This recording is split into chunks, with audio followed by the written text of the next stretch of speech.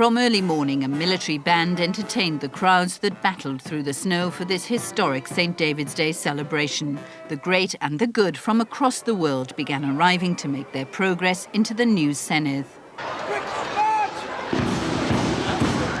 From all over Wales, they'd come to see the spectacle. Fantastic.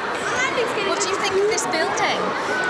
Good. Beautiful. Maybe one day to become a parliament, and I will tell my children that I was there on that day. And for the dignitaries and politicians, it's a day that they'd long awaited. And they wanted to make sure the Cenedlaethol looked its best for the royal visitors. Right on time, the Queen arrived with the Duke of Edinburgh, Prince Charles, and his wife, the Duchess of Cornwall.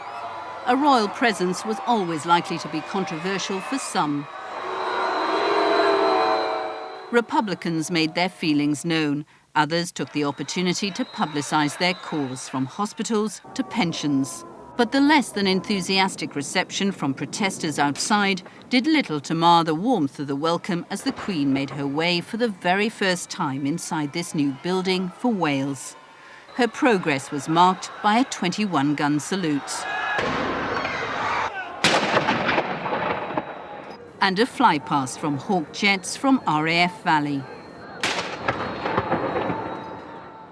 After unveiling the slate plaque marking this special day, she went to the heart of the building, the debating chamber. It shows pride and confidence in the future of Wales, in the future of democracy, and in the central role of the National Assembly in the life of the nation. It is now up to you, by giving meaning to the ideals and aspirations of those you serve, by expressing the spirit of your rich and ancient culture, by shaping the very future of this country to make this National Assembly a true symbol of Wales. I am pleased to declare this building open, and I wish you success in your future deliberations. A mace, a gift from the people of New South Wales, was presented to the Assembly, a symbol of democracy. This March the 1st is a very special St. David's Day indeed, because of your presence at this very special occasion to celebrate the official opening of the new home for the National Assembly for Wales, the crucible of our still young democracy. But amid the pomp and ceremony, the First Minister found time for a joke. Today is also Ash Wednesday. According to the church calendar, yesterday was St. David's Day. So we're all 24 hours late.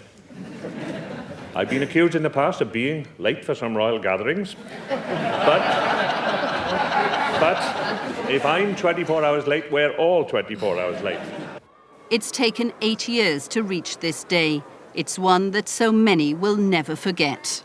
For me, it's a coming home. It's the National Assembly coming into its own building.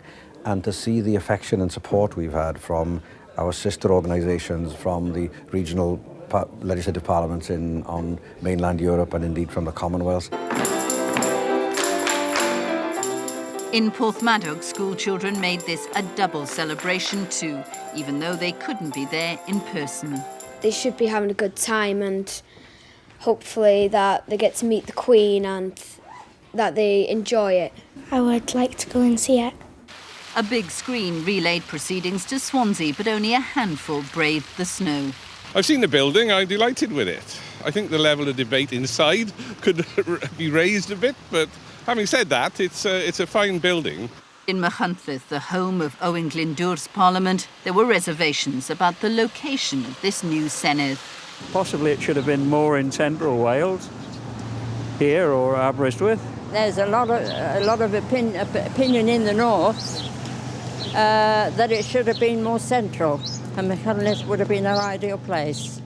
As a nation, we've fought long and hard over the very idea of this building. But now it's here. It's intended to be a place for the people. The challenge now to make every part of Wales feel very much part of what's happening here in Cardiff Bay. It has cost a lot of money. As I say, it's here now. I can't ignore that. You can't abolish buildings. You can't reverse buildings the way you can reverse policies. We've got to make proper use of it now and try and encourage people to come to the capital, to come to this building from throughout Wales. The Queen had asked to meet not only politicians, but those who helped build the Cenedlaethol and the people of Wales too. Outside, the national anthem sounded across Cardiff Bay. The flags waved and the crowds cheered. All smiles from the Queen on the day the Senedd got the royal seal of approval as Wales looked on.